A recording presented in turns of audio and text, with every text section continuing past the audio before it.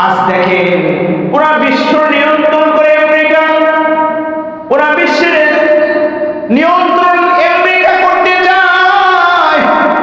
আর তাদের এই নিয়ন্ত্রণ ক্ষমতা টিকিয়ে রাখার জন্য তাদের মিশন হলো তাদের মতো ক্ষমতাধর, তাদের মতো পরমাণু অস্ত্র এইগুলা যেন পৃথিবীর আর কোন দেশে তৈরি না করতে পারে। তাই যেই রাষ্ট্রগুলা কথা বলার জন্য, মাথা উঁচু করে দাঁড়ানোর জন্য অর্থনৈতিকভাবে, এই আর্থিকভাবে সৈন্যর মাধ্যমে অর্থাৎ ইসলামিস্ট যেই রাষ্ট্রগুলো হতে চায়, এই আমেরিকা সেই রাষ্ট্রের দিকে চোখ রাঙায়া তাকায়া তাকায়া তাকে ধ্বংস করে দিতে চায়। বিশেষ করে মুসলিম কান্ট্রিগুলো, বিশেষ করে মুসলিম কান্ট্রিগুলো যদি মাথা উঁচু করে দাঁড়াইতে চায়, এই কাফের বেঈমানেরা, এই লাল কুত্তার দালালেরা ওই মুসলমান রাষ্ট্রটাকে ঘুরির সাথে মিশায়া দেয়। আপনারা খুব ভালো করে জানবেন যে এই যে আমাদের আফগানিস্তান প্রায় 40 বছর, একদিন না 40 বছর যুদ্ধ করেছে। আফগানিস্তান দখল নেওয়ার জন্য অনেক চেষ্টা করেছে। আফগানের মাটিতে কত মায়ের কান্না, আফগানের মাটিতে কত শিশুর কান্না, কত মা তার সন্তানকে হারিয়ে ফেলছে, কত বাবা তার চোখের সামনে তার সন্তানকে হারিয়ে ফেলছে। ফিলিস্তিনের দিকে তাকায় দেখবেন শিশু বাচ্চাগুলা মা মা বলে চিৎকার করে, শিশু বাচ্চাগুলা মা মা বলে চিৎকার করে। একদম 4-5 বছরের সন্তান চোখের সামনে মাকে ইজ্জত লুণ্ঠন করে, বাবাকে হত্যা করে, এমনকি স্ত্রীকে ইজ্জত লুণ্ঠন করে তার স্বামীর সামনে, স্বামীকে বেঁধে রেখে তার স্ত্রীর ইজ্জত লুণ্ঠন করে। বলেন এই দৃশ্য কি সহ্য করা যায়?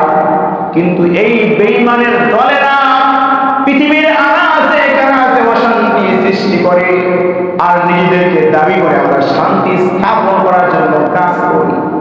এটা আজ থেকে নয়, এর মধ্যে একটা কথা বলতে সময় আমি বলেছিলাম, মুসলমানের শত্রু যদি হয়ে যায়, ঘরের লোকগুলা যদি আপনার বিরুদ্ধে চলে যায়, তাহলে ওখান থেকে বেঁচে আসাটা খুব কঠিন।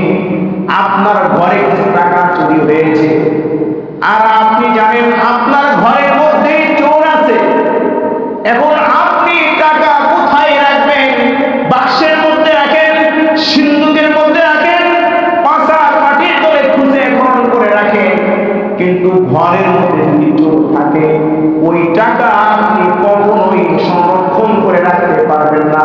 কারণ কি? আপনার নিজের ঘরেই তো চোর।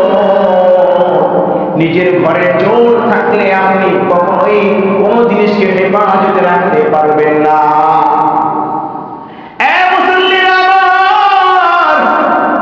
আজকে সারা বিশ্বের মধ্যে 200 কোটি মুসলমান, কয় কোটি মুসলমান? 200 কোটি মুসলমান, 200 কোটি মুসলমান।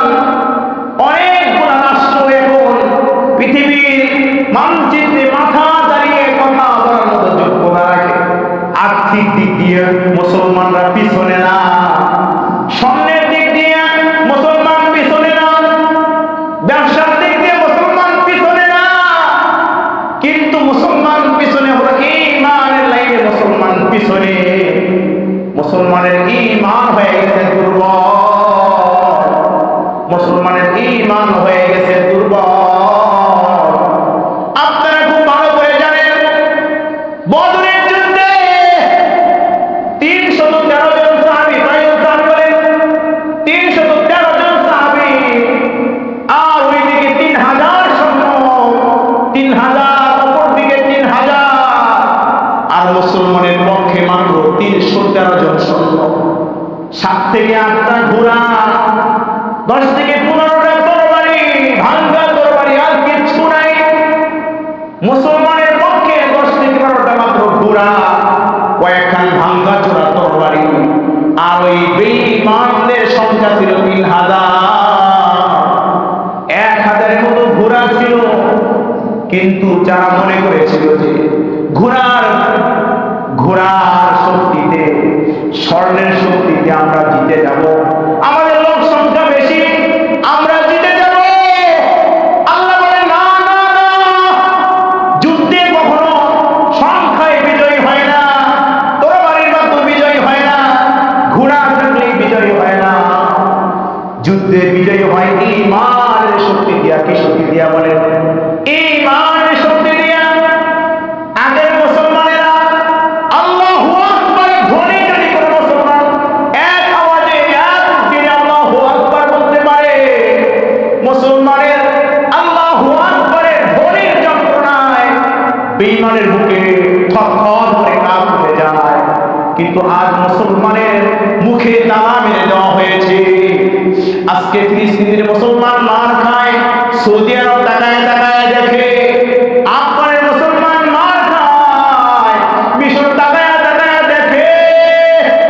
আজকে ইরানের মুসলমান মার খায়, সৌদি, কাতার, বাহরাইন সমস্ত রাষ্ট্রগুলো তাকায় তাকায় দেখে। তারা নিজেরা মনে করে ইরানের মুসলমান মার খায়, আমি তো ভালো আছি, আমার তো সমস্যা নাই। কিন্তু মনে রাখবে, মুসল্লিরা বুঝবে, পাশের বাড়িতে আগুন লাগছে, পাশের বাড়িতে আগুন লাগছে, আগুনের পাওয়ার বড় বেশি।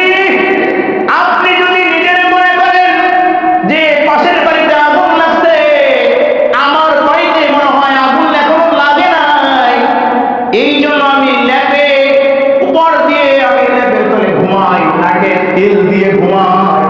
পাশের বাড়িতে আগুন লাগছে, আমার বাড়িতে তো লাগে না।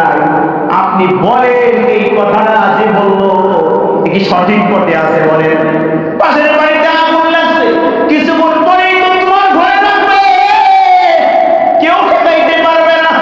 উচিত ছিল পাশের বাড়িতে আগুন লাগার কারণে অন্তত পাশের বাড়ির আগুন যদি নাও ঠেকাও, নিজের বাড়িতে যে আগুন লাগে, যে আগুনের কাজটা নিজের ঘরে লাগে, ওইটা ঠেকানোর জন্য পদক্ষেপ নেওয়া দরকার ছিল। ঠিক কিনা বলেন?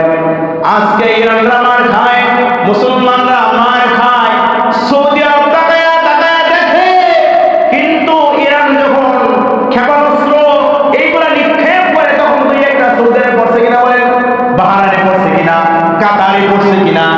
একটা দুইটা পড়তে পড়তে একদিন তোমার নিজের ঘরে আগুন লেগে যাবে। তুমি আজকে চুপ করে বসেছিলা, আগামীকাল যখন তোমার ঘরে আগুন লাগবে, পাশের বাড়িও তোমার জন্য কোনো কথা বলবে না, কোনো কথা বলবে না। কেন?